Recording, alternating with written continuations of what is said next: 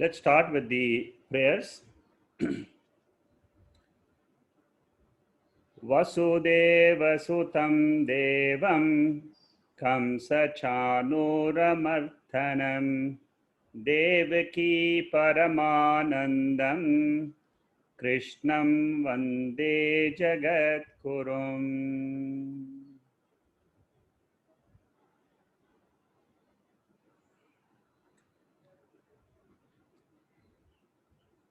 We are studying this beautiful chapter 14 of the Bhagavad Gita, Gunatraya Vibhaga Yogaha. We have so far finished 18 verses, and now we are coming to one of the most important sections of the Bhagavad Gita itself, that is Gunatita Purushaha. Bhagavad Gita is a text consisting of two parts, Yoga Shastra and Brahmavidya. At the end of every chapter, we say that this is the purpose of studying the Bhagavad Gita. Yoga Shastra means how do I develop purity of mind. We have studied this in the first 6 chapters, and the method which was given was Karma Yoga and Upasana Yoga. Then that was the jiva portion.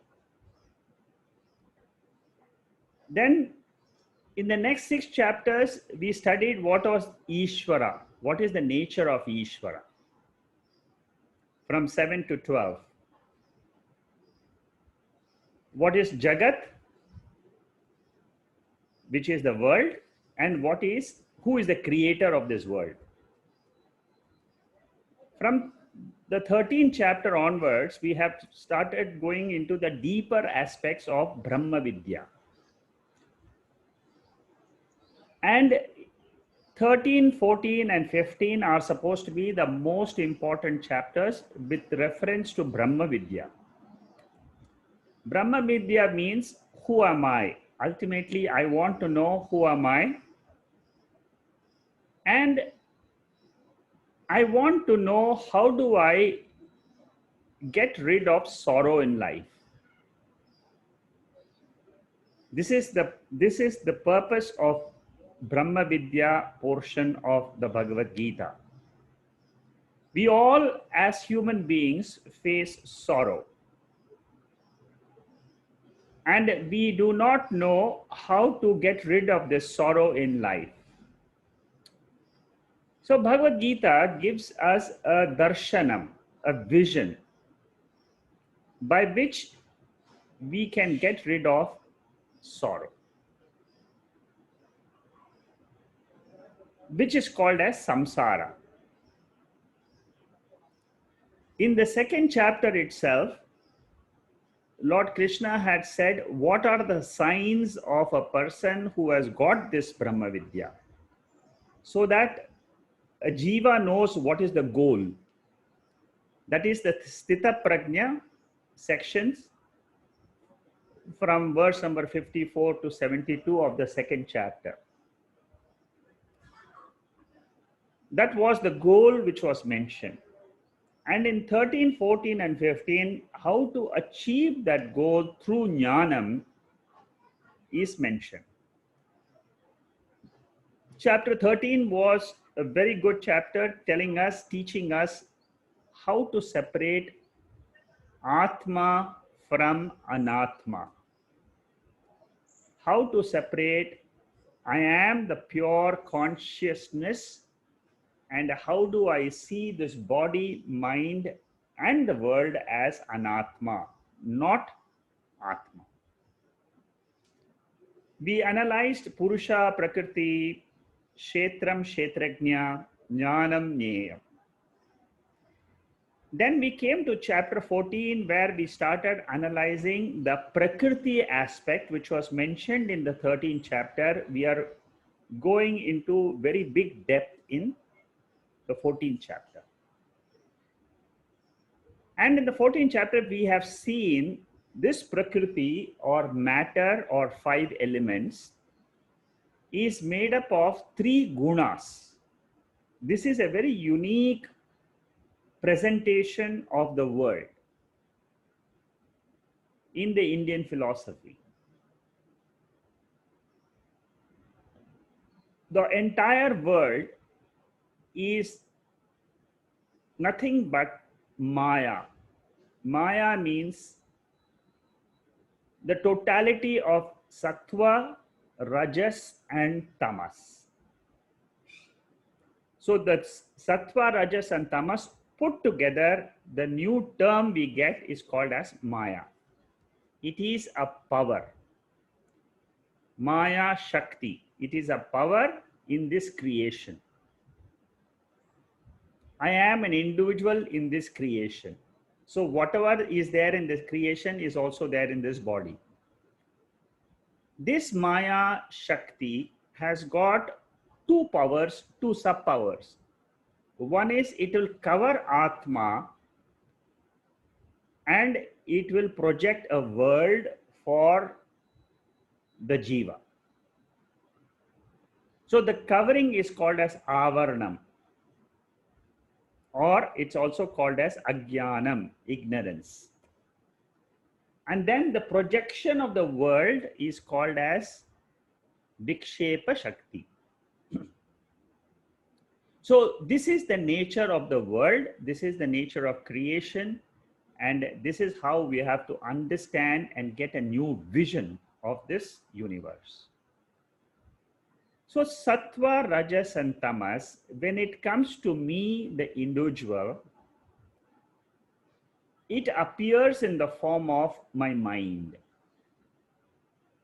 The three gunas of the prakrti, the nature which consists of the five elements, which consists of the three gunas. Now those gunas are expressed in this body as the mind. This is a very, very important lesson from the Bhagavad Gita and the Upanishads. Whenever we study Bhagavad Gita, as we learn more and more about us and the world, we will find the benefit of the study very deep in our consciousness. This is a progressive study because the change happens cognitively in the mind. And this is a gradual process. It is not instantaneous. It takes time. That is why we say you need to study the Gita many times. Repeat the study again and again. Watch the videos. Go through the notes. Again, go deeper into that verses. You will find every time you study the Bhagavad Gita, you will find new insights about yourself. Many people have studied the Gita 15 times, 18 times over the last 20 years. They take it every year, goal for every year. I will complete one round of Gita. Go through the videos, go through the study materials, again, contemplate on those, again, go to the higher text. So this is how the entire spiritual study takes place. So coming to this particular chapter, I said gunas are described. Sattva means the best guna which we should try to attain, which is what is called as jnanam, clarity in knowledge, clarity in the sense organs to perceive the world correctly. Rajas stands for, sattva also gives us the benefit of peace of mind. So sattva, the nature of sattva is knowledge. And if we work towards gaining the knowledge of Atma, it gives us the peace of mind. Rajas stands for activity. We are born actors in this world. Right from day one to we are always doing actions. That is the nature of the body and the mind. You will find that some people are more active than the rest. Some people are less active. This depends on the gunas in the mind. The gunas, the mind, as you have studied before, is carried forward in the next birth.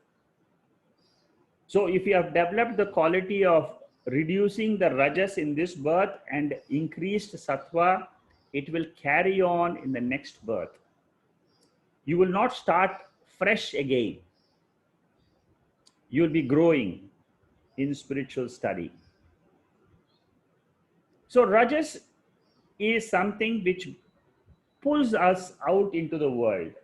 Morning to evening, we are workaholics. We earn money. We work towards gaining so many items in this world, objects in this world, entertainments, and so on. So that is all rajas.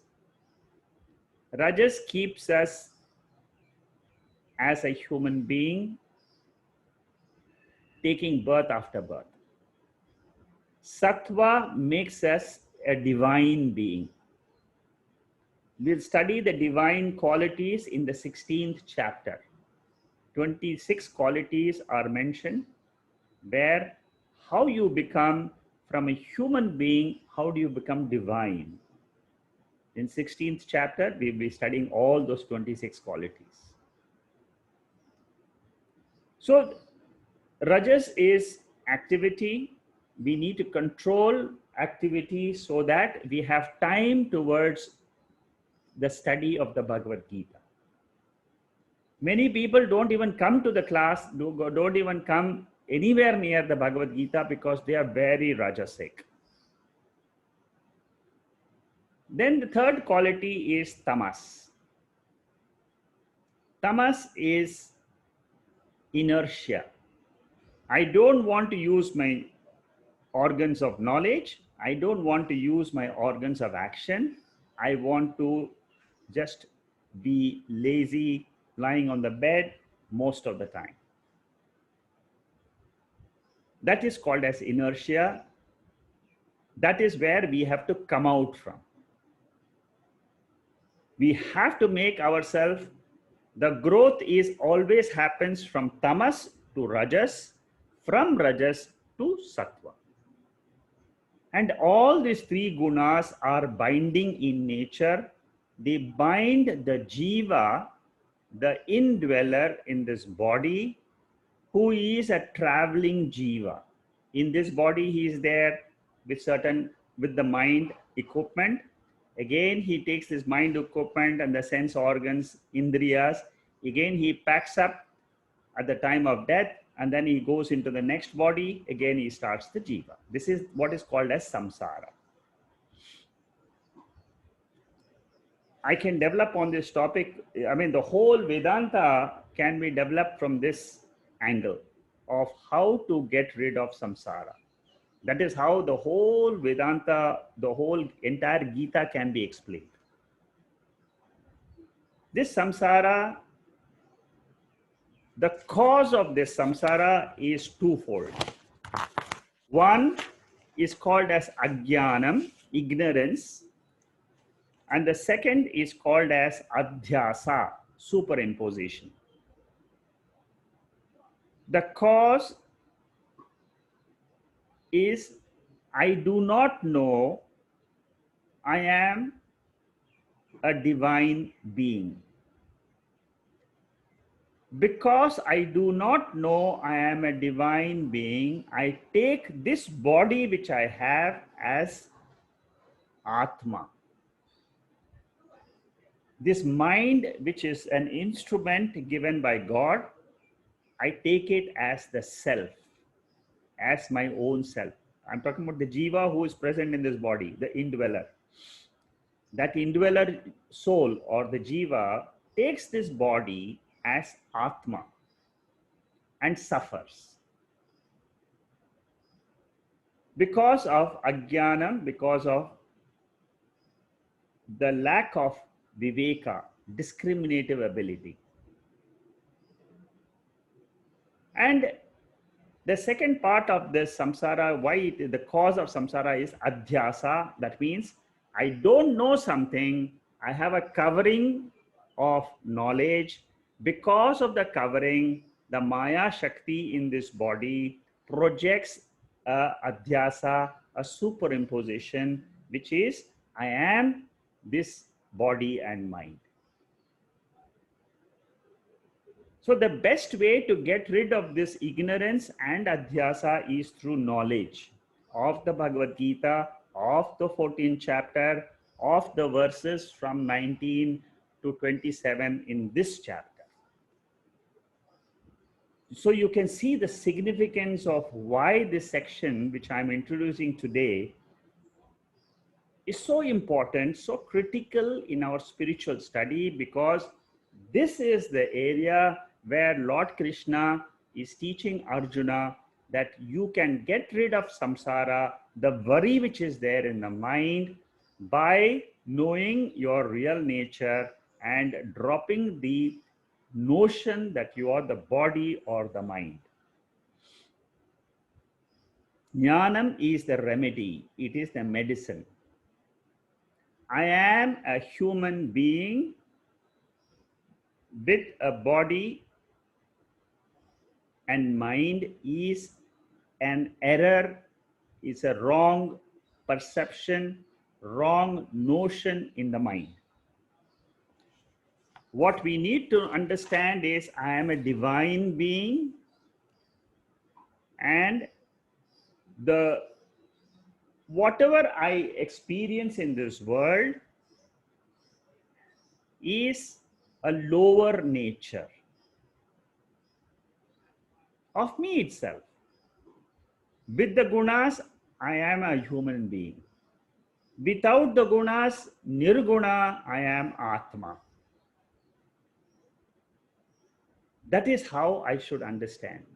In the sleep state, I am nirgunam. I am the pure consciousness, Atma, the real being, the divine being. When I wake up in the morning, I put on the dress of jiva with a body and mind. Carry out the activities as per the law of karma, as per the law of the universe, as per the law of the gunas in the mind. So never try to say that I am an angry person, I'm a jealous person, I'm a very sad person. These are all superimpositions. I am a male, I'm a female, I am the body, I am the mind, I belong to so and so country, so and so club, so and so group. All this is superimposition. This superimposition causes raga and dvesha, which means likes and dislikes. Because of likes and dislikes in the mind, I get into action. When I perform action, there is dharma, adharma, punyam, papam. And this punyam and papam ultimately gives me a new body with a new set of mind, and the samsara carries on. So ignorance is the main cause. Adhyasa, the superimposition, is the secondary cause. Then comes the raga and dvesha, likes and dislikes. Then comes the action. The actions give result of dharma, adharma, punya, papam, and then the cycle of samsara. I get a new body again. Understanding this cycle is the foundation of brahmavidya. Once you understand the cycle of samsara, you are ready to become a guna atita atma, which we are going to enter now.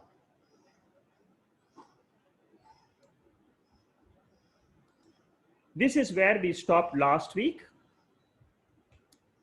Gunatita means freedom from the bondage of the three gunas. There are two types of bondages. One is a direct bondage caused by the indriyas, which are born of sattva guna, rajoguna, tamogunas. You can go back and revise the Tattvabodha section where we discussed that the mind is born from the sattva guna of prakrti. The organs of action and the pranas are born from the rajoguna of prakrti. That means these five elements have got the composition of three gunas. In that composition, the body is made, the mind is made. Therefore, the body and mind, being a product, being a karyam, being in effect, will have the qualities of the karanam, which is the cause. This is the inherent nature of the body and mind. All beings are bound by these three gunas. No one is free in this world to act as per what he wants. It is the gunas which are controlling this activity in this body. These are all at a very, very advanced level of spiritual study.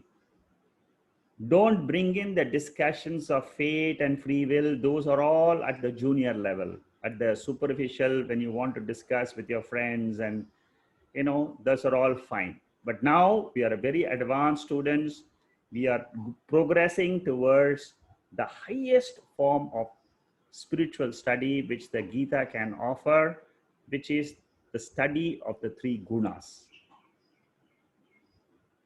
The indirect bondage comes whenever the indriyas are in contact with the sense objects. Whenever the indriyas contact, which means what? Whenever we are in the waking state, we are bound to contact the external world through our sense organs. That bondage, that means, for example, if you are watching TV regularly, it's a bondage because it is created bondage. It's an indirect bondage. It is not because your mind is born out of sattva guna. That aspect is the direct bondage. This aspect that I am bound to certain things in life. Many people are bound to so many things. Your likes and dislikes are your bondage. I like to do these things repeatedly every Sunday, every Monday, every Tuesday. I want to do this. There are good disciplines. There are disciplines which bound us. Good disciplines are study of the Gita and so on. Some things which, like watching too much of TV or going around too much of working in the office till 10, 11, 12 every day of the week, working only with the goal of earning money. There are many people like that. They do not have any inclination about this knowledge. They just spend all their life only in action. They never come to knowledge. Very few people come to the Bhagavad Gita. Very, very few.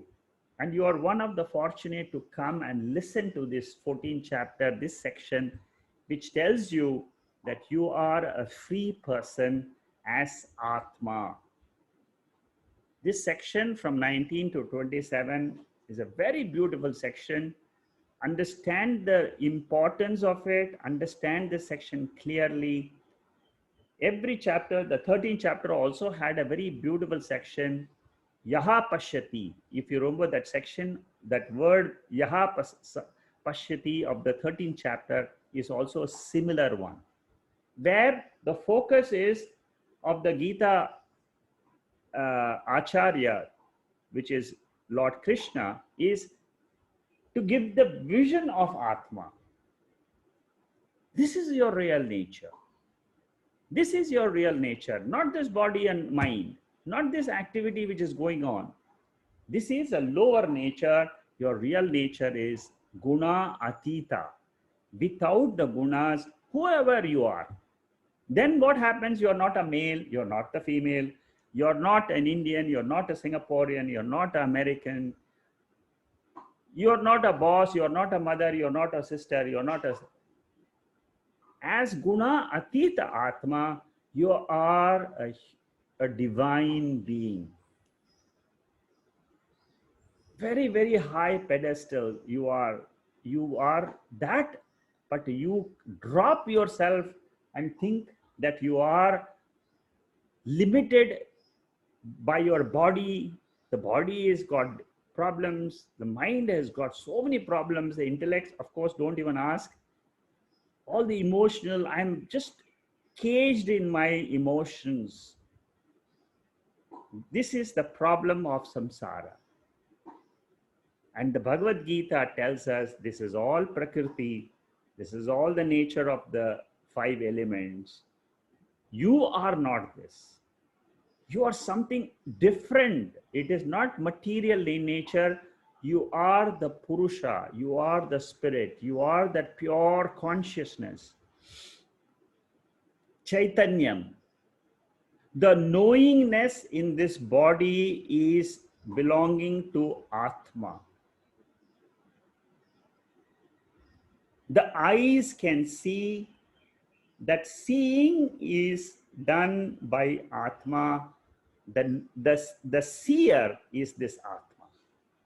So the knowingness belongs to that Atma.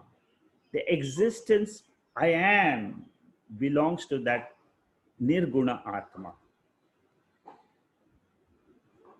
So as I said, ignorance of Atma is the main bondage, which is the ultimate thing which we have to remove. It is a notion in the mind. There are very advanced texts, which, you see, the way this goes on is, first you identify the problem. In the Bhagavad Gita itself, you will get solutions, like we are getting a solution. You drop the notion and consider yourself as Nirguna Atma. Then when we study the Upanishads, what happens is, there the emphasis is, you go deeper into the study of Atma. We don't study too much of Anatma in the Upanishads. That is a full section by, there are 10, 12 Upanishads we study. Then what happens is, after the study of Upanishads, we have a full picture with us that I am the Atma, I am not the body mind. But still our notions are not gone. Our ignorance still remains. So then there are advanced texts where the focus is clear, straight away, not even on Atma, but the focus is on the ignorance part. That is why Brahma Sutra comes into play. Straight away there we understand this adhyasa. I just told you this superimposition. Shankaracharya discusses this superimposition, and one can take 25 talks of 1.5 hours each on only superimposition.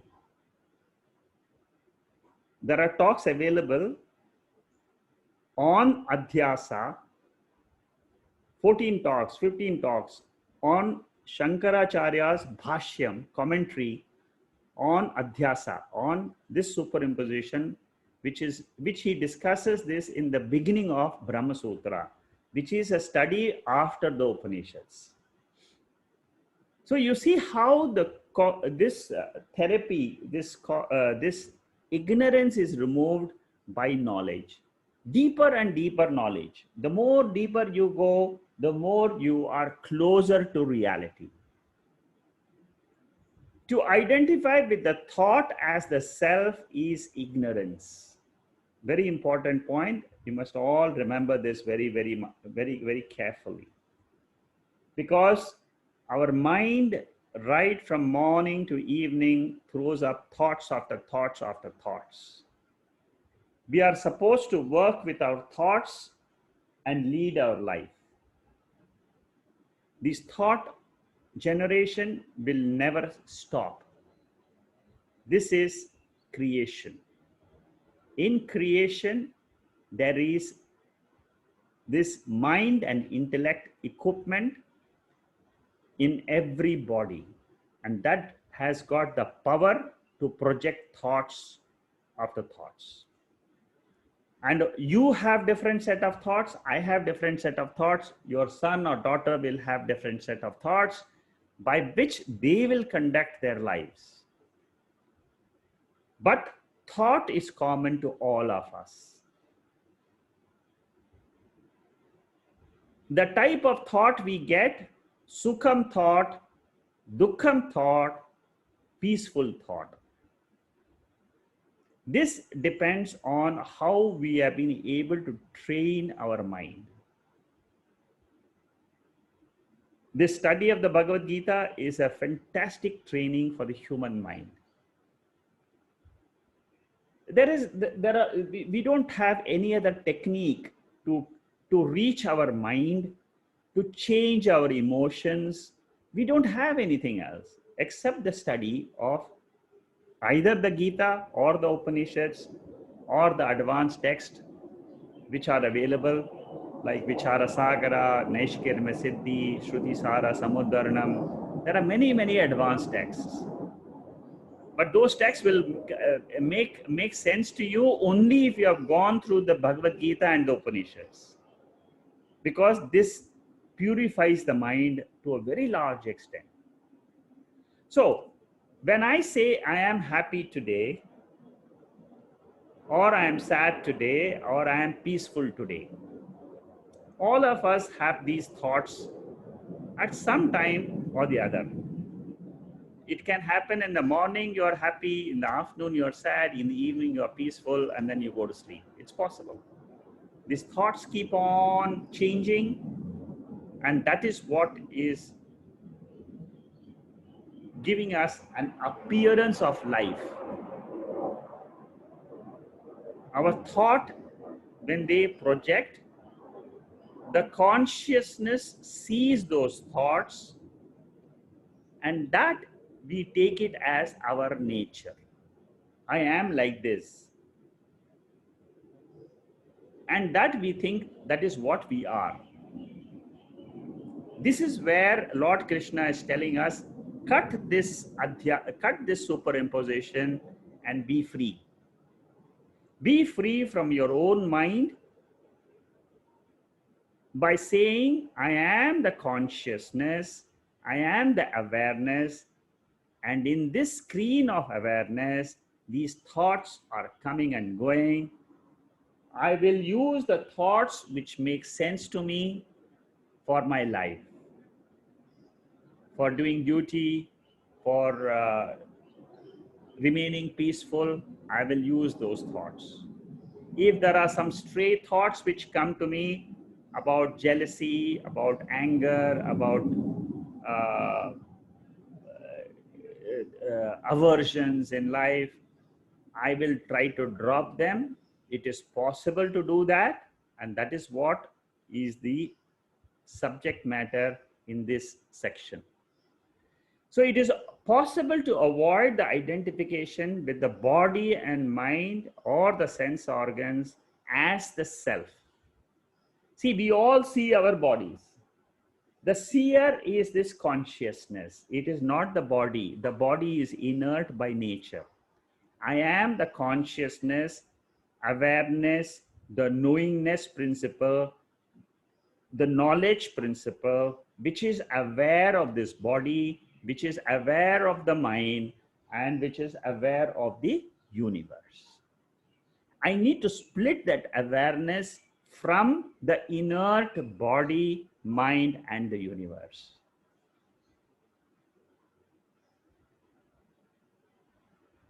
And the technique is to withdraw the ego, which keeps on identifying with the body as I, withdraw it from anatma, the body mind, to and attach to the atma, which is the awareness.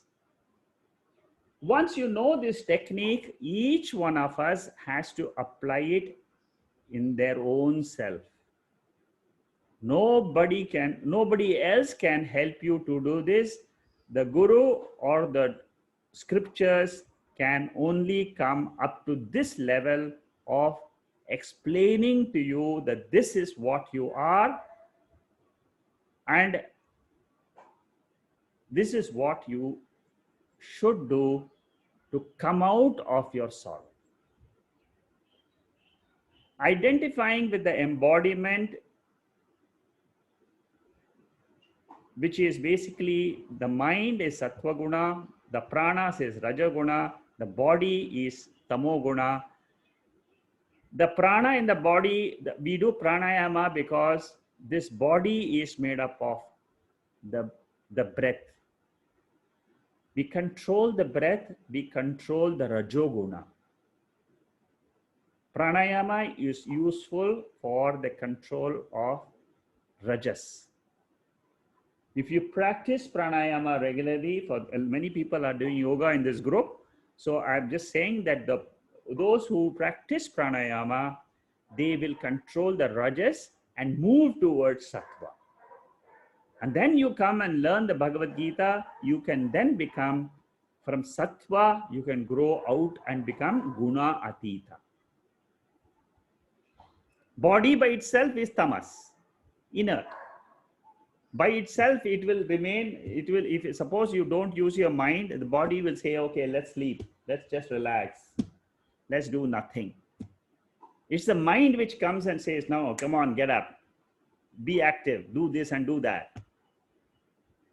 That is the rajoguna. Then the sattva guna will come. Don't be so active, because that is not your purpose of life. You have a higher purpose. Realize your nature as beyond these three gunas. Freedom is not literally being free from the guna, but it is free from the identification of the gunas, as the self. Your sense of self should be from Atma. What do you think who you are? The sense of self. If you ask this question to yourself, who am I? That is called as the sense of self. If you look at the body per se, you will say, I am a male, I am a female. So what the Gita says is, drop that identification. You are not a male or a female in the core of your personality. Then once you have dropped the identification, what happens? Then the mind comes up, subtler nature. The mind keeps on throwing thoughts. So the same jiva is asking, am I the mind? Then the Bhagavad Gita says, drop the mind. It is not you.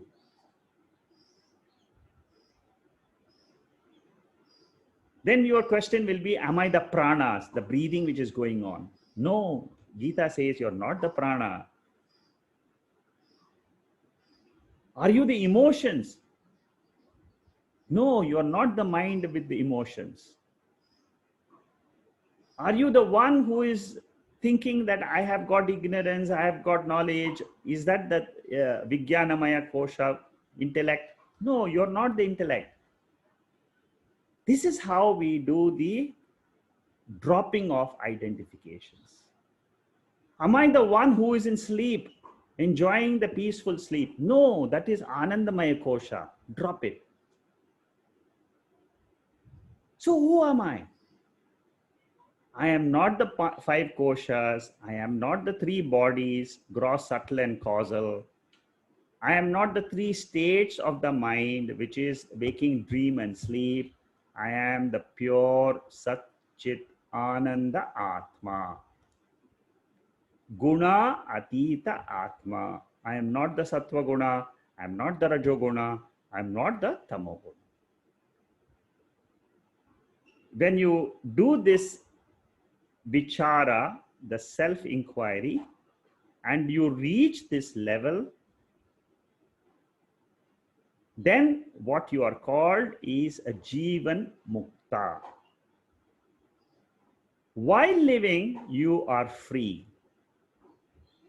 Without this knowledge, without removing this adhyasa or the superimposition, you are bound by your own nature. Many people think that they are free to do anything in life. No, you are not free to do anything in life. You are bound by your nature. This will be repeated in the 18th chapter, that your Arjuna will be told that you are bound by nature. We are all bound by this sattva, rajas and tamas. We have an indirect bondage, we have a direct bondage. Now you're all have this knowledge. So the three gunas have participatory bondage, direct bondage. Direct bondage is unavoidable, it is nature. It is the nature of the sattva, rajas and tamas, which has got joy, activity and inertia.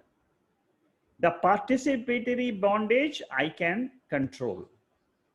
It is avoidable by knowing the nature of the self as the pure consciousness. So with this background, we must study the verses which are called as gunatita verses, which is from 19 to 27. 9 verses. We will start this study, and I hope you have got this.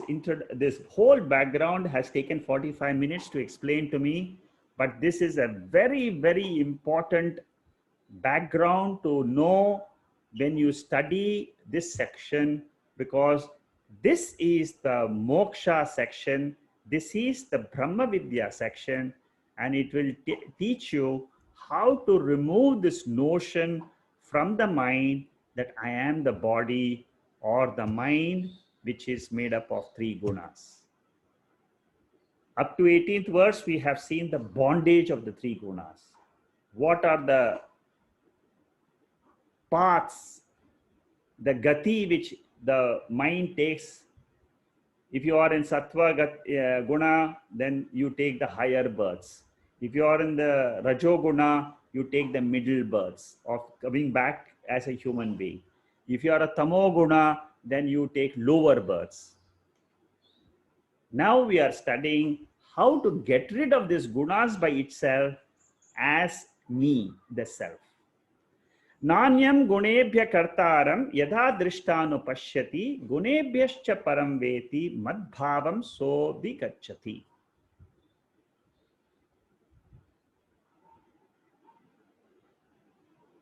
This is a very important verse. When the jiva, who is the indweller in this body, takes the gunas as the doer, the gunas as the enjoyer, and he takes himself as guna atita. I am not the gunas, I am other than the gunas, which is the divine being. Lord Krishna says, he attains my being. What a beautiful verse this is.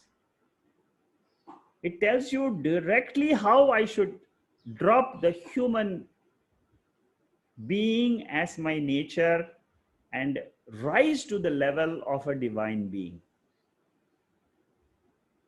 This is where Bhagavad Gita presents a new vision for the jiva. The jiva who has been thinking, I am the doer, enjoyer, activity. I do things, I enjoy. I do things, I enjoy. What the Gita tells us is the doer and the enjoyer is the ego I. It is a shadow of the real I. The real I is the Atma, which is not a doer, which is not an enjoyer. It is akarta abhokta. It is pure sat chit ananda atma. That is my real nature. The seer means a jnani. He sees Atma. Sees Atma means he knows that Atma is not one of the three gunas. It is higher than the three gunas. It is a paramarthika tattvam.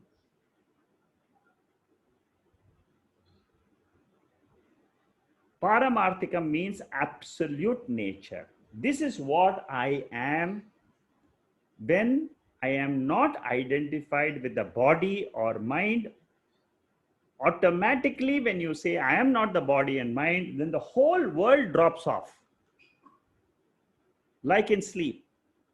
In sleep, you exist as a divine being. There is no identification with the body. There is no identification with the mind.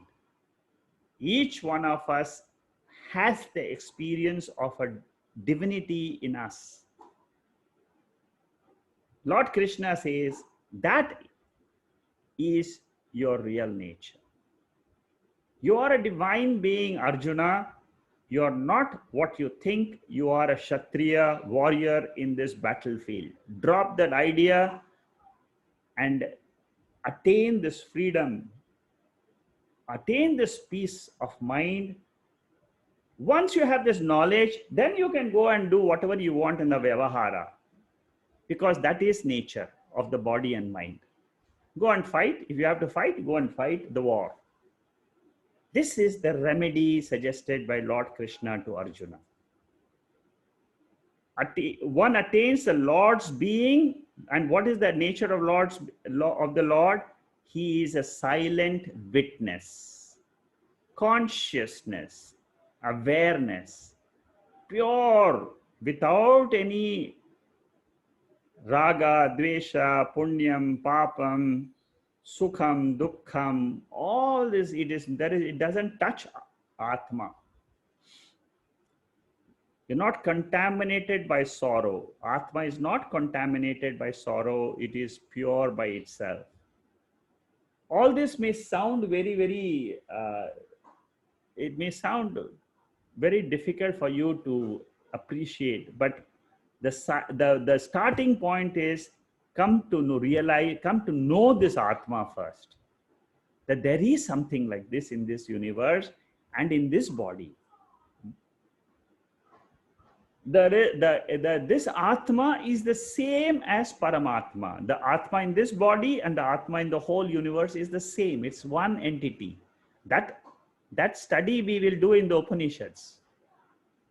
When we do mahava, kevichara in the Upanishads, that at that time they will show us, they will prove to us that this consciousness in this body and the consciousness in the universe is the same.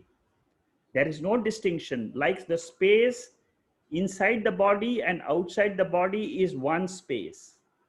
There is no difference. Similarly, in consciousness, there is no difference. That is why once we drop our identifications with our external dresses, then we are all one. There is no desire, there is no fear. These are the two sides of samsara. Desire and fear. They drop off. So like the sun, which is not contaminated by anything which it illumines on the earth, similarly the Atma is not contaminated by anything which is experienced at the body level or at the mind level. At the mind level, we can say, yes, my mind was very turbulent today. It had a lot of problems in the office. And now I am quiet. It is the mind, that's all. just come to realize this. This realization of the mind being turbulent, the mind being jealous, the mind having desires, the mind having aversions, this realization itself is a very big step. Very, very big step. Many people have come up to this level and they have found tremendous joy in their own lives. They have come and told me this. You see, when they listen to these talks, many people, they come and call me, they write to me, they say, I like this particular verse. This is really very good. I'm getting into this deeper and deeper. So there's a lot of interactions which come to me from the people who hear these talks. They are bursting with joy because they have realized there is something different. Oh, I didn't know this. This is the beauty of the knowledge you get from the Gita. It is a liberating knowledge. It gives us joy and peace in this world. I find suddenly that because I am aware of my mind, this awareness of the mind itself gives me peace of mind. I'm not caught up so badly as I was caught up before. Before I used to just get into a situation, get into a event, and then burst out because I couldn't control it. But now you know, because of the study of the Gita, you are able to create a space between the Atma and the mind. So at the Vyavaharika level, we are the ego I. At the Paramarthika level, I am the Sakshi I. This difference is very important to come out of the tyranny of this mind or tyranny of these three gunas. Very important point. Nanyam gunebhya kartaram yada drishtanu pashyati gunebhyascha param veti madbhavam sodhi gacchati. I don't consider myself as the ego I, the waker I. The waker I is just a status of the mind. This is what we are studying in the Wednesday classes of the Mandukya Upanishad. The waker I, the dreamer I, the sleeper I. I am not the waker I am not the sleeper I am not the dreamer I, but I am the Sakshi I am the Turiyam I. I drop the Vyavaharika status and take up the absolute status, which is the Atma status, as my real nature.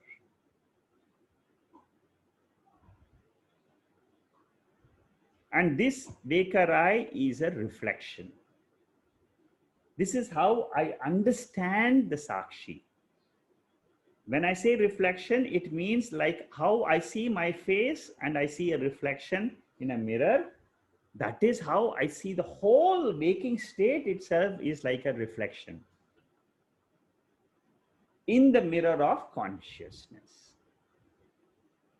Defects in the eye does not affect the sun. That means when I'm, if the problems with the mind or problems with the body are problems of the instruments, they are not the problems of the content of this universe, which is consciousness. That content can be compared to the space, which is a sangaha, which is not real, it is not connected. It is there, it upholds everything, but it is at the same time, it is not contaminated. This is what is the two words which I always use, transcendental and immanent. It is there. Without space, you cannot have you cannot hold this universe. Without consciousness, you can't even hold the space. That consciousness is I. That is my real nature. That is what makes me drop the gunas and become a guna atita Atma. Now I'm going to give you some of the other verses which talk of the same idea. Same, whatever now this Lord Krishna is presenting in the 19th verse, in Katha Upanishad, the same thing is talked about. Just as the sun, the eye of the whole world is not contaminated by the defects in the eye, the innermost essence, which is the Atma, is not contaminated by the sorrows in the mind. We have seen the 34th verse of the Bhagavad Gita, Yatha prakashayat ekaha krishnam lokam imam ravihi kshetram kshetri tatha krishnam prakashayati bharata. The same sun example was used there.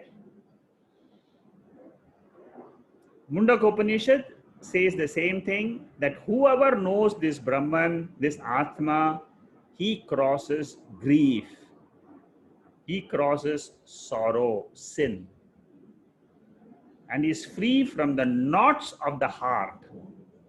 The knots are the three gunas. The knots is the ignorance. The knots is the adhyasa, superimposition. He removes the three threads of sattva, rajas, and tamas. He removes the thread of agnanam and adhyasa, and then realizes the pure consciousness as the real nature. As I say these verses, in your own mind, you can go up to your own presence in the sleep state and appreciate these verses, and you can dive straight into the Atma here and now. You will get a glimpse of freedom. Body, mind, objects in the world are born out of the three gunas of prakrti. The speech is a rajoguna. I'm using my mouth. Body is tamoguna. The thoughts in the mind are sattva guna. But all these are only gunas. They're all prakrti. They're all the world of matter, kshetram. I am the knower, consciousness. All the impressions in my mind, which forms the vasanas, which forms the memories, which form the tendencies in the mind, they are also formed out of the three gunas. They are also anatma. That is why we have, it was a very beautiful question last week. Deepak had asked this. Very, very good question. Why do you put vasanas right above, and after that we put Om, and below that we put the BMI chart? Very good question. Very, very deep question. This is the answer to that. The gunas, the impressions, the samskaras, they're all lower nature. From the gunas comes the BMI. From the BMI comes the PFT. From the PFT comes the OET. This is the BMI chart. Revise the BMI chart when you are studying this portion. You will understand this much more deeper. The cosmic play of gunas is the waking, dream, and sleep. Who controls my deep sleep? Who controls my dream? Who controls my waking? There is a cosmic player who is called as Ishvara. I can't see that Ishvara through my eyes, but he exists. He is the one who gives the karma phalam through the waking state to all of us, through the dream state. And then he makes us relax in the sleep state. again makes us get up in the morning, again go through the karma phalams, again come back. After leaving this body, take another body. He gives us another body to come back to this world. Again, go through the same cycle. But I, the Atma, am beyond the three gunas. I am Satchit Ananda Rupaha, Shivoham Shivoham. That Shivaha is nothing else but this pure guna atita Atma, Turiya Atma. I am the pure consciousness. I am the awareness in which the body, the pranas, the senses, they are appearing in the waking state, disappearing in that sleep state, go into unmanifest condition as the play of the three gunas by the Lord. Lord is the controller of Maya Shakti. I am trying to discover that Shakti and realize the Atma. I am the Kshetrajna. Like Aditya, like the sun, I am unattached and I am beyond this world of the play of three gunas. Whoever knows this, he may be from any part of the universe. Whoever, maybe a male, female, anybody, it can be any person who understands the Gita, who understands his own nature as something not belonging to the three gunas, he or she is called as a jnani, a person with wisdom. You don't become a jnani without the wisdom of Atma. And the one who knows the Atma correctly, the Lord says, he becomes me, one with me. What more do you want in this world as a purpose, as a fulfillment in this world? Nothing else. You're one with the creator of the whole universe, which is the Sakshi, which is this Atma. And you can see, I have no more limitations at all.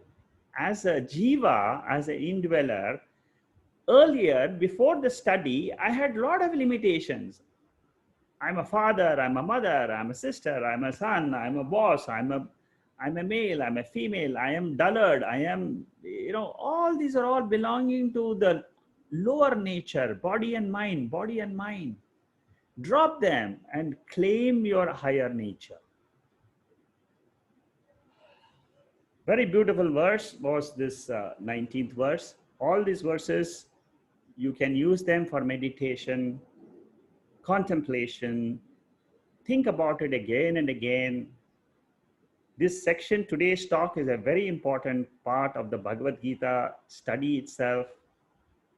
If you go deeper like this, see, the study of Gita and these verses helps the mind to take a torchlight and go deeper into the core of the personality. That is why these verses are like the light.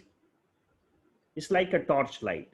You put on the torchlight to see, like a mine diver. When you are a mine diver who is trying to go deep into the core of the earth and discover the diamonds. So deep inside, he doesn't have any light. He puts a small torchlight on his forehead. So similarly, when I'm trying to go deeper into my own self, the only light I can take with me is these verses. These verses are taking me deeper and deeper into the core, where if I take that as the sense of self, I am a liberated person. I have no more sorrow at all. It just wiped out, totally wiped out. That is what is called as vasana shaya, destruction of all the old vasanas. And now what happened? You've got a new vasana. I am Atma. This new vasana will retain, you retain it. I am the Atma, I am the pure conscious, I am the Sakshi. And when the body leaves, when the jiva leaves this body, it will remember this Sakshi. 100% sure. You will remember, I am this Sakshi. If you have thought about it, if you have had a glimpse of it, with the help of these Bhagavad Gita verses, you have got that new vision, something which you never knew. Let's go to the next verse. Maybe I'll just introduce it and then see how it goes. Then gunanetan atityatin dehi deha samudbhavan janna mrityu jara dukkaihi vimukto mritum ashnute. How do you attain immortality? All of us want to be alive. We want to be as a conscious being always, because that is my nature. I don't want to die. I want to live all the time. And this is the verse which tells us, drop the gunas and you are immortal. You are always alive.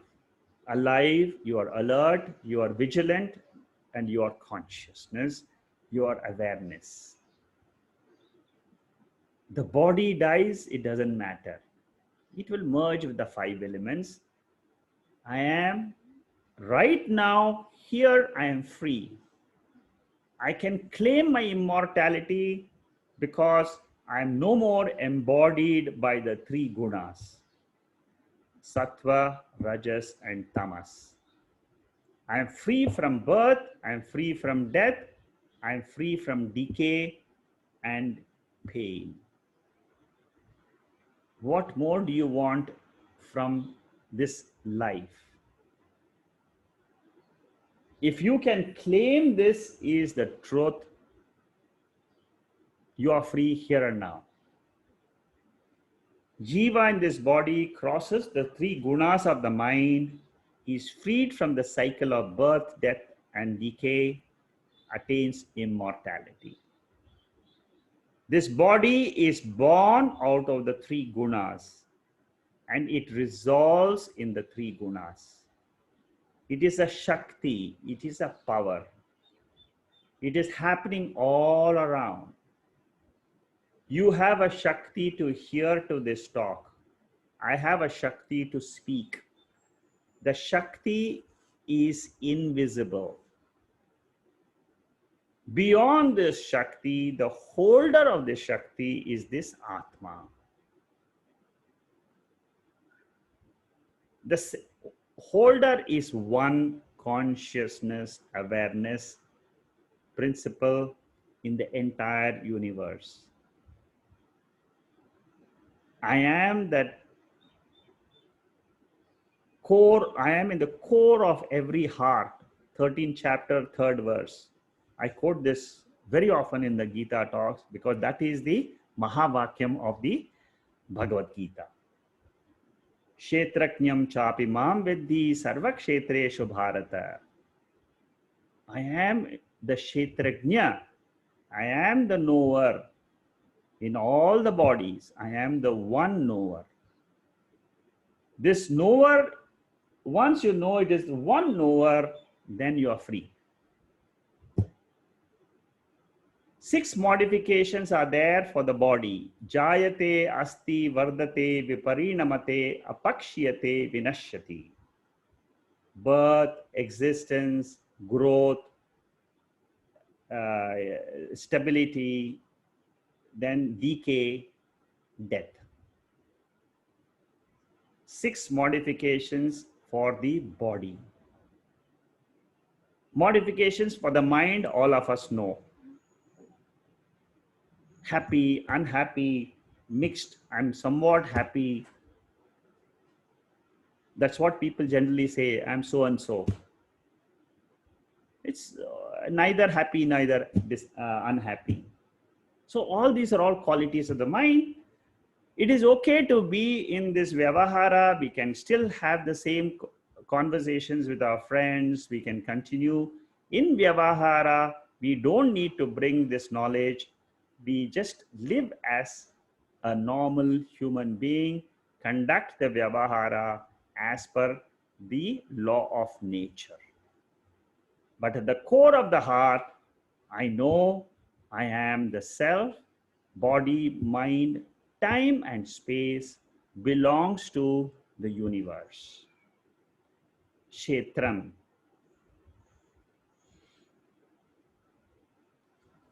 Once you understand that time and space are born out of Atma, they are the effect, they are the karyam, then you are free from the effect of time, which is birth or death.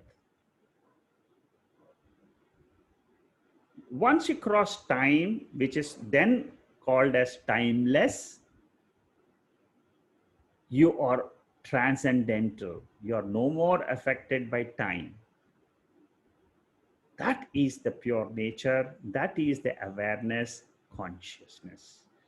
So we have to dive deeper and deeper into our own personality to understand these type of verses in the Bhagavad Gita. They are very deep in their thoughts, the thinking, that if they're all meant for meditation. You can sit down quietly, take your mind through these verses. You can just take one verse at a time, go to the depth, slowly start dropping all your dresses, external dress, body, slightly go deeper, prana, go still deeper, manaha, go still deeper, karta, bhokta, vijnanamaya, go still deeper, anandamaya in sleep. Drop all the 5 dresses. Then ask this question, apply this principle of guna atita atma at that level. Then you will realize I am asangaha. I am not connected with the body and mind or the universe. This is the way we understand the nirguna nature of our own self.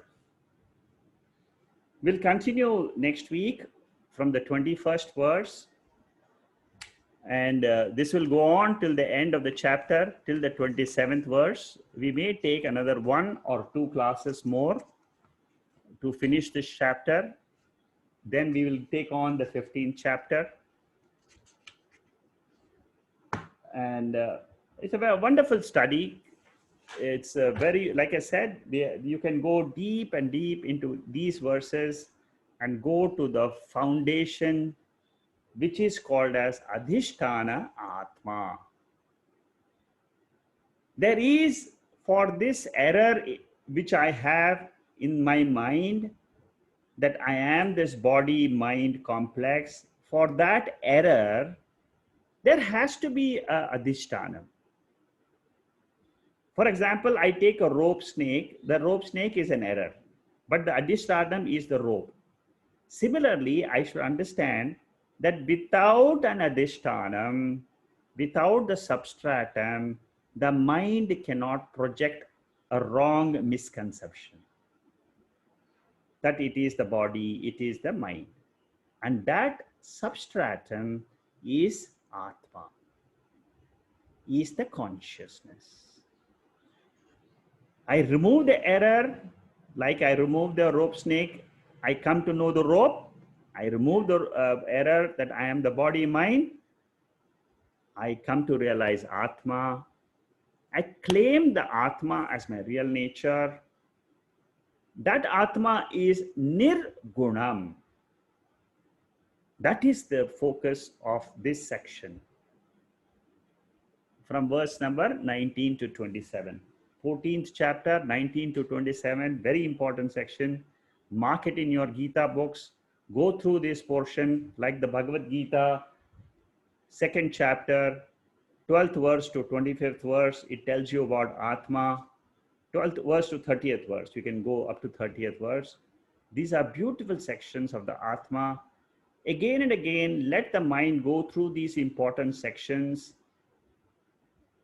Then you will find the benefit of the study, the ultimate benefit. See, we are all benefiting when we study each chapter, but then the ultimate benefit is here, which is called as moksha sastra or brahmavidya.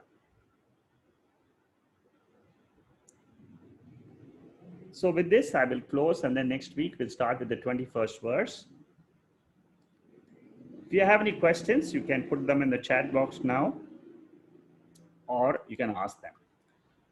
Om Purnamada Purnamidam Purnahat Purnamudachade Purnasya Purnamadhaya Purnameva Vasishyade. Om Shanti Shanti Shanti. Hari Om. Sri Gurubhyo Namaha. Hari Om.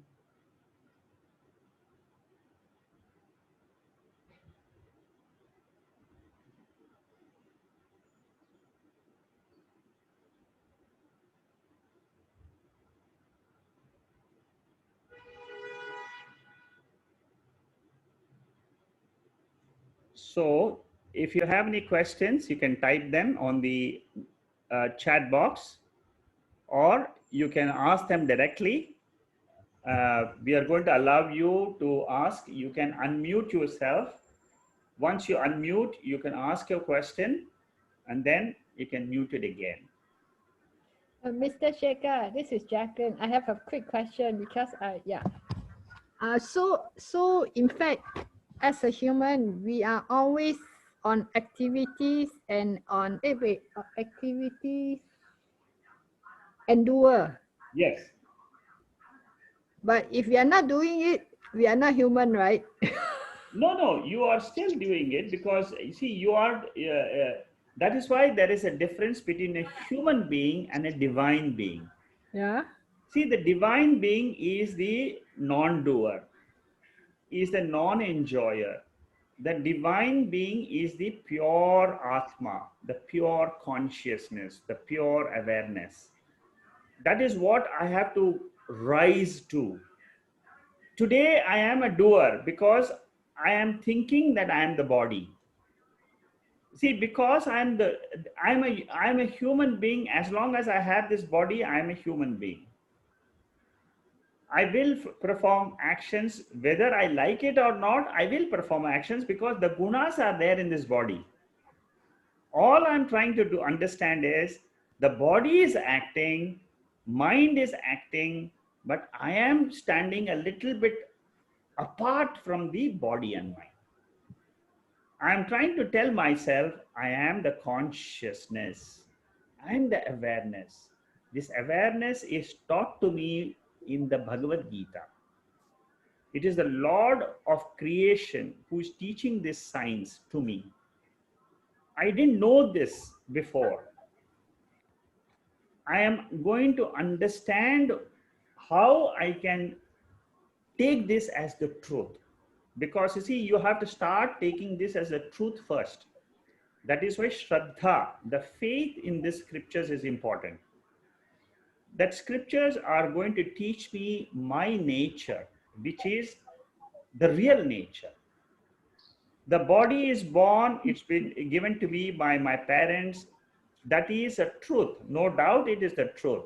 But it is the truth in the transactional field, which we call it as vyavaharika satyam. There is a truth which is beyond this transaction level. There is another truth which I don't know. Yeah, that's the profound part. Yes, this is the profound part. I have to rise to that part. As long as you keep saying, I'm the doer, I'm the body, I'm the doer, I'm the sufferer, then you will never rise. Yeah, yes. Yeah, you know, if on the other hand, if we are keep on saying that we are Atma, we are pure consciousness, of course, there's a change like what you say, you have heard from many people. That's, yeah. On another note, example, for sleep, right? Is that a doer and activities? No, in the sleep, there is no No, I'm, doership. There is no oh, doership. It's not an activity. You are the pure consciousness in sleep. no, what I want to say is, let's say we wake up, right? Not say we wake up, we are being awakened, of course, illuminated by the consciousness. So, at that moment that we sleep and we wake up, I'm saying that if that sleep, the moment that we are awake we are awake, what I'm saying, the moment that you sleep and then you are awake. So that is activities and doer also, right? That is illuminated by the pure consciousness. No, no, no, no. This see the way you should understand is as follows. Yeah, in sleep, in the actual sleep, we can never get up. Ah, Okay, okay. you can never get up. Your sleep will remain the same. You will still enjoy your 8 hour sleep. You will never get up and say, I am the Atma, hi. You will never say that. Even after knowledge, that will never happen. What we are saying here is in the waking state, all this happens. Ah, okay. You are awakening to your nature in the waking state. From the lower nature, you are awakened to a higher nature. It is not that you will go to sleep tonight and then you will get up in the sleep and then you will realize yourself. No, that is not the way we understand. Because if that was true, then what Bhagavad Gita they would have taught is all of you, Arjuna, and everybody just go to sleep. So every week on Saturday, I'll come and say, come on, all of you go to sleep. No, And in your sleep, you'll get up and you'll realize yourself. No, that's not the way to understand. What we okay. have to understand is while living itself, while I'm awake in this body, when the body is functioning, when the mind is functioning, you have to realize that I am the pure consciousness. That is why I said you have to create the small space between yourself and the mind. The moment you are able to do that, you have risen to a level which is beyond matter. Okay. It is possible people who have studied the Bhagavad Gita and the Upanishads, they all have got the benefit of this study.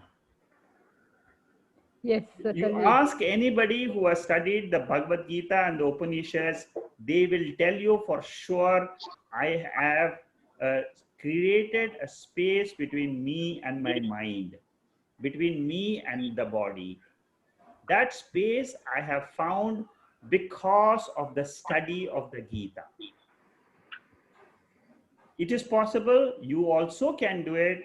There are many people who have gone through these notes, who have gone through these talks.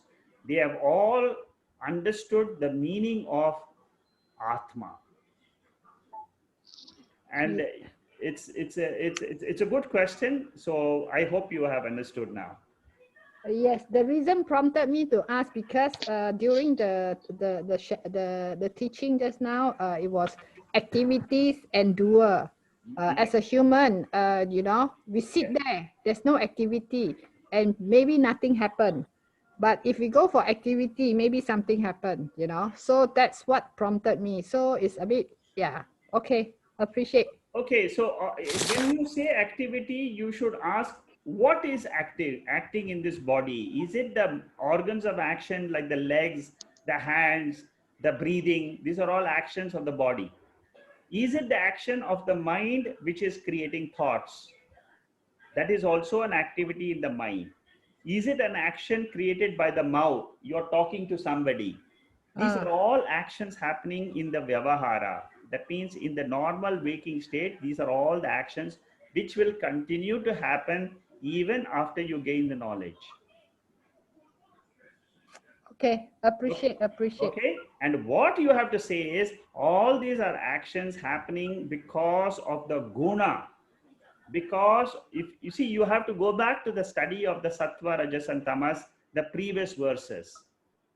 You see, the nature of the, you see, you should understand the body is made up of 5 elements. It is the earth, it is the air, it is the space, it is this breath which is holding this body. And this has got 3 gunas. It is invisible, it cannot be seen by the eyes. The 3 gunas cannot be seen by the eyes, but all of us can experience the effect of the 3 gunas, the expression of the 3 gunas. You see, what happens, you can try to experiment with yourself. You're sitting in your house. Suddenly a thought comes to your mind and says, I must go shopping and I might go and buy this. So what is that? What pushes the body into action? I must go and see this movie today. I must go and put on the TV and watch the news. What is that action? Desire. Yes, it is desire which is prompting that action. And it is that desire is nothing but it is the rajoguna. I can't see that. It's invisible to me. I want to go and study. I want to go out and jog. I want to go and eat something. These are all the powers in this body. It is invisible power, but it is existing. What I'm saying is I am the consciousness who's aware of this power.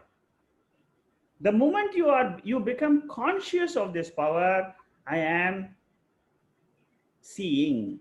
The eyes are seeing, but I am aware that my eyes are seeing.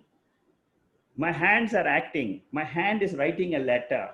My hand is working on the laptop, on the mobile. It's typing a message. I am aware that my hands are on the mobile, on the laptop. I'm aware. So create that awareness in you first. The moment you create that awareness, the moment you keep on telling, I'm aware, I'm listening to this talk, I'm aware, I'm walking, I'm eating, then what happens is you can then say, I am the awareness. And then try to create more distance between body and mind. Then you can say, this entire waking state is something which comes and goes in awareness. So these are all the different levels by which you rise up to the spiritual path. So, Sekaji, the desires, whether they are good or bad? So desires can be good or bad. Good desires, you take it up. Bad desires, you drop it. As awareness only you can take the good desires, or as awareness only you can drop the bad desires. But how do you explain a bad desire? Bad desire means something which puts you into trouble. Suppose you do something and then suppose you do too much of exercise and then you have a back pain.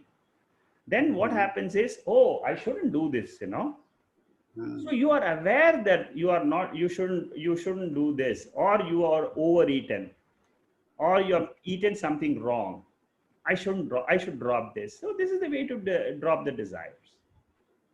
You see, the desires coming up, the thoughts coming up in the mind is not under our control. That is what is called as nature. But what I do with those thoughts is under my control. Do I take that thoughts as me? Then I will say, I am sad. I am dying. I am 70 years old, 80 years old. This is all body. You are not the body.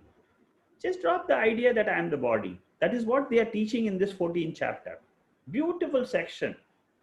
But it takes time. It takes time because many people are listening to this first time, something which they have never heard before. So it is something which the mind has to absorb. And the more you listen, the more the mind will say, oh, this should be the truth. And then one day it will say, this is the truth. I am that consciousness. And that happens, your own intellect will say, well done, I have understood the Bhagavad Gita. Bhagavad Gita has taught me my real swarupam. I am the pure Atma. I am the immortal Atma. I never die. As consciousness, everything is happening. You see, one of the most important things is the moment you realize that this whole waking state, dream state, and the sleep state is coming and going, you should ask the question, where? In what is it? What is the substratum? Where is this coming and going? That is the analysis we are doing in the Mandukya Upanishad. Very deep analysis. You know, in Gita, you have one level of analysis. But once you go to the Upanishads, you go more deeper into the analysis. This analysis is extremely important because it will train my mind to change the pattern of thinking. See, my mind is used to thinking, oh, I have to do this, I have to do this, I'm the body. Okay, you do all that. In your transaction field, do that. But take some 5-10 minutes, study every day the Upanishads or the Bhagavad Gita, a few verses. Just remind yourself, I am the Atma. For 1, 2, 3 years, you do that. Daily you study. Daily you take 1 or 2 verses. Doesn't matter. Let the study continue, because that study helps us to keep remembering the thoughts which we have learned. Okay, Babaji, the next question I have here in the chat box is, out of today's topic, can you help me explain Asti Bhati Priyam concept again? Okay. See, I had given this, I had given this 3 aspects of the question is coming basically from Drigdrishya Viveka. See, in Drigdrishya Viveka, in the text called as Drigdrishya Viveka, Vidyaranya, the author there, he explains what is Atma and what is Anatma. Asti Bhati Priyam is the same thing which he has used these 3 words, but this is coming from the Upanishads. Asti means Sat, Satyam. It is coming from Taittiriya Upanishad. You will be doing it. You have not done it so far. But I'm glad, you are able to apply right now all these concepts, and slowly you are able to understand. And I'm very, very happy that there are people like Uma who have just done the Bhagavad Gita. They are able to apply this and go forward in their learning and say, yes, this is the truth and this is not true. So Asti means pure existence. I'm explaining the 3 words. Asti means pure existence. How do I experience this pure existence? When I remove the 5 dresses, panchakoshas, when I remove the 3 states, when I remove the 3 bodies, what am I? I keep asking this question. In sleep, while you're in waking, you ask this question. In sleep, who am I? In sleep, I am not aware of this body. I am not aware of my mind. I am not aware of the universe. That is called as Asti. I am. I am is the pure existence. That is the nature of Atma. So one part of that Atma, the definition of Atma is Asti. The second part of that definition of Atma is Bhati. Bhati means what? I am conscious. It is not the conscious of something. That is why I say that whenever we are in this body, we are conscious of the body. We are conscious of the mind, conscious of my sense organs, conscious of the world. We are not talking of the reflected consciousness in this body. We are talking about the pure consciousness. Consciousness without objects. Unlimited consciousness. In this body, it is limited consciousness. It is limited only to this body. I don't know whether another body is hungry or it is thirsty. Only this body I'm aware that this body is hungry, this body is thirsty. The knowingness in this body is the consciousness. Knowingness is the consciousness. So the Atma exists in this body as the knowingness or bhati. It illumines itself, it illumines others also around it. So in the sleep state, I'm talking of what you are trying to imagine, what you are in the sleep state while being in the waking state. Yeah. Yeah. So what you're doing is again going back and trying to see what happens to this body. Actually, what you're doing is you're dropping the identification with this body and trying to understand the sleep state. And there, what happens is, I exist. Asti. I am consciousness, not conscious of something. Consciousness, the noun. That is called as bhati. It is self-evident.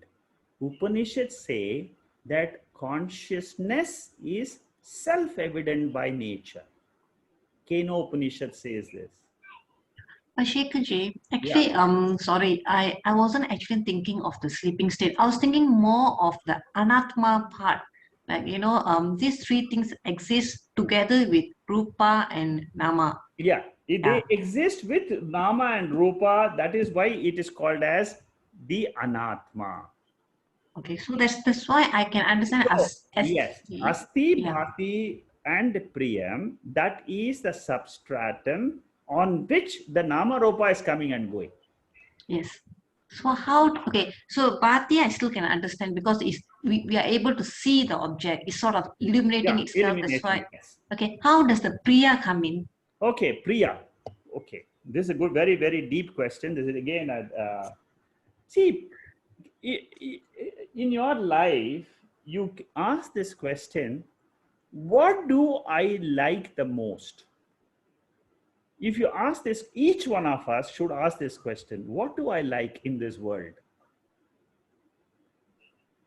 I like something because someone is as per the conditions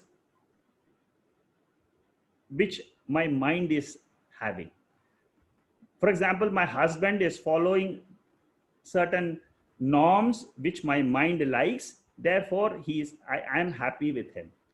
Suppose he is doing something which my mind doesn't like, I'm not happy with him. Or my son or daughter or my mother or anybody. So the world in which we are, everything is conditioned happiness. It should be as per my liking. Then the world makes me happy. What is it which is unconditionally loved by all? This is the question which a husband asks his wife in Brihadaneka Upanishad. There is a dialogue which goes on between husband and a wife. The husband is the teacher, the wife is asking this. And then the husband is saying this, a fact of life. To his wife, he is teaching this. He says, everybody in this world, they love the world, they love the other being if it is as per their own conditions. There is only one thing which everybody likes without any conditions. Unconditional love is the spiritual love. is a love for myself. No matter what happens in the world, I will always love myself. I want to be that person. That pure self is the unconditioned love. Therefore, that one of the definitions of Atma is whatever is unconditionally loved by all is Atma. See, ultimately, all the Upanishads of Gita are only trying to make you understand what you are at the core of your personality. So here you should apply the rule, conditionally loved Priyam is Anatma. Unconditionally loved is Atma. This is the rule you should apply. Anytime you know, there in that Upanishad, very clearly the husband tells a wife, you are loving me actually because it makes you happy. It makes you peaceful. It is, you love me, but actually you are not loving me as a person. I am just a medium for you to reach your own core self of Atma. Every person or object in this world is a medium to go back to this Priya. Yeah. So this I think, Priya, you know, because of the pain, I might have the pain. so because of this nature of the love for oneself is unconditional love. One loves all the time. You see, it is beyond time also, beyond place also. Suppose you go to Phuket or America or to India, you still love yourself. So it is not that you love yourself only when you are in Singapore or whether you are in Japan or whether you are in India. No, everywhere. It is not that 5 years ago you loved yourself and then today you don't love yourself. No, you love yourself. Therefore, you try to get rid of all the obstacles. Your mind is what is creating the obstacles. Yes. So you try to get rid of it and come back to your core. Asti Bhati Priyam is your core Atma. Nama and Rupa is all the Anatma. Anything which you take outside in the world apart from Atma is Nama and Rupa.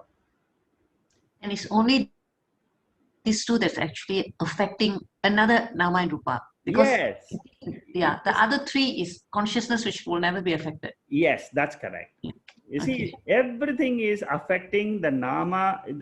So this whole Nama and Rupa is basically coming from Chandogya Upanishad. You see, all these are all borrowed from Upanishads. The moment you start into getting into the Upanishads, all these questions will go out of your way.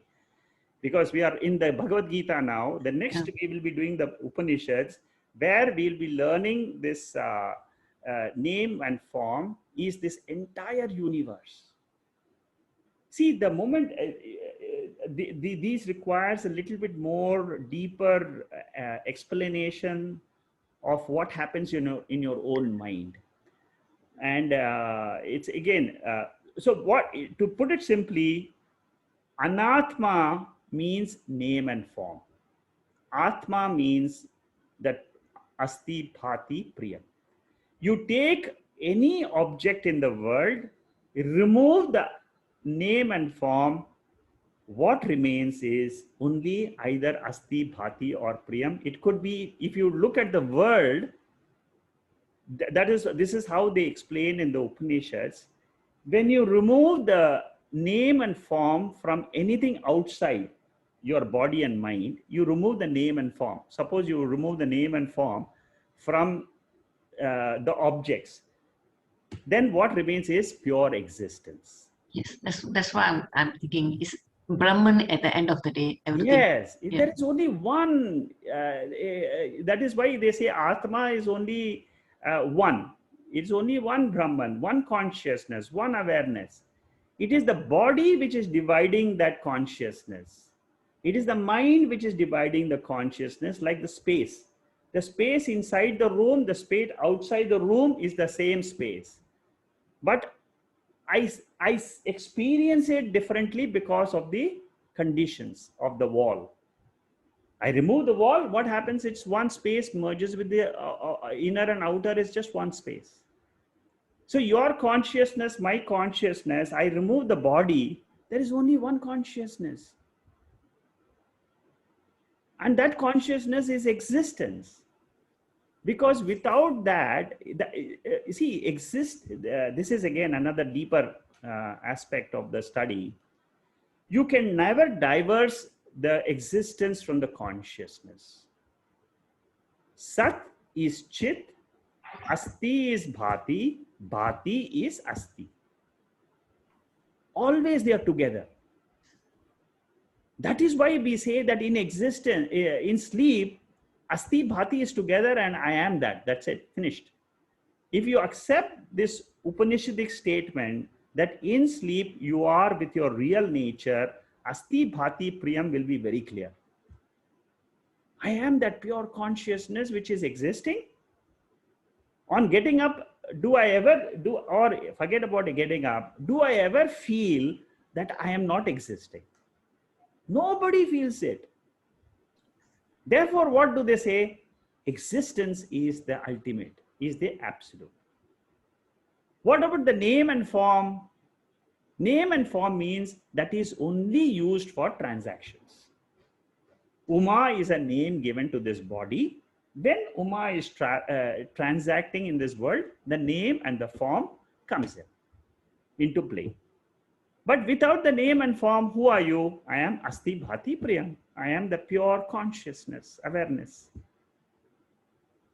All right. Thank you very much, Shekhaji. Okay, thank you. Yep. There's a question from Rahul. Can you elaborate the last statement about the sun in page 63 and the verse from Kathopanishad in the next page? Yeah, see, the sun basically represents Atma. Sun in Upanishads and the sun in the Bhagavad Gita, whenever we take the example, it is an example. See, we must use the example to a limited extent and see what it tries to convey. Sun is an example for Atma. Sun is illumining things in the world. The whole earth is illumined. America is illumined, Japan is illumined, Africa is illumined, all is illumined by one sun. Only the earth is shifting. When it is facing the sun, it gets illumined. Again, it goes dark because it is in the opposite. It's got into the opposite area from the sun's face. It has gone into the opposite field. So darkness, right now Singapore is in darkness because the sun is still there, but earth is moving. It's moving away from the face of the sun. In the example, what we say is the sun illumines the good things and the bad things. Suppose there is a marriage procession, it will illumine. Suppose there is a cremation going on, it will illumine. Good things and bad things are all illumined by sunlight. Now, the same thing we apply to Atma. The consciousness illumines the good parts of the mind and the bad parts of the mind. The mind has got both Daivi Sampat and Asuri Sampat. So I should say that when the mind is got some of the attributes which may not be suitable, you should say the mind has got, but not me. So use the sun example as Atma as for only two things. Two aspects we should learn from the sun example. Asangatvam, which means it is not affected. Prakashatvam, that means it illumines. It illumines and it is not affected. Similarly, Atma illumines the mind. It is not affected by the impurities of the mind. So Rahul, is it clear? Yes, Acharya, very clear. Okay, very good. Lakshmi is asking, when did the sattva, rajas and tamas originated first? Yes, this is a very, very common question everybody asks. See, when you are looking at the life, you must look at life as a cycle. Sattva, rajas, tamas is a cycle. In a cycle, there is no beginning, there is no end. In a linear, there is a beginning and end. You are traveling on a road which is straight path from Chennai, Trivandrum to Delhi. So it's a straight path. You can say there is a beginning, there is an end. But suppose you go round the globe. That means you go North Pole, South Pole, again North Pole, South Pole. So you can never say where is the beginning, where is the end. This is the cycle. So sattva, rajas, tamas is a cycle. Ignorance is a cycle. It is there. But this ignorance can go by study of the Gita. So it is anadi, but sa anta.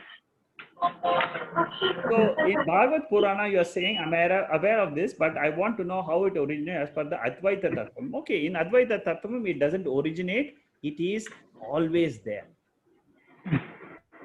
Always there. It is always there. Only thing is you can come out of it. When did your first birth come? Nobody knows. Nobody can answer also. So this question of when is normally in Advaita, they say it's a wrong question. Because you must understand it is a cycle. When did the first karma come?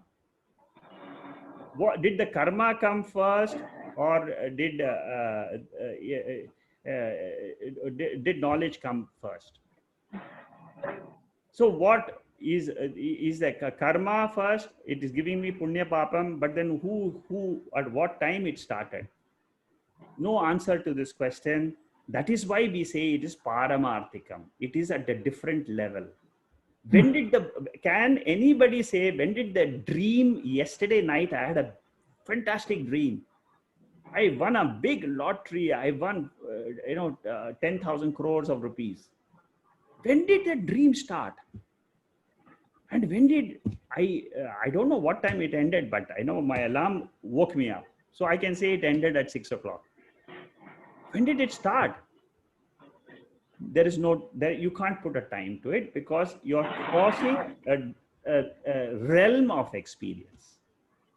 So agnanam, sattva, rajas, tamas is of a lower plane. What you can understand is you have to cross this plane. In Advaitam, they say you cross the plane from the vyavaharika, from the transactional field, you go to the absolute field. Okay. Understood, sir. Yeah. So Lakshmi, was it clear? Thank you, sir. Thank you. Thank you. Any other? Yes, sir. Yes, definitely. Yeah. Thank you, sir. Okay. So continue this exercise next week of learning about guna, atita, atma, because this will help you to win over your mind. This is the most beautiful section in the entire Bhagavad Gita. How to win the mind, how to take and win the battle of life. You master the mind, you master life. Because then you are disciplined. You see, everything falls in place. Anytime the mind gives you the problems of, some quirkiness comes in the mind, immediately you are alert. Because you become alert, because you have created the distance between you and the mind. This is the best portion of the Bhagavad Gita, the study of the human mind and the study of how to get rid of the limitations of the mind. The mind has got tremendous, it's got good qualities as well as bad qualities.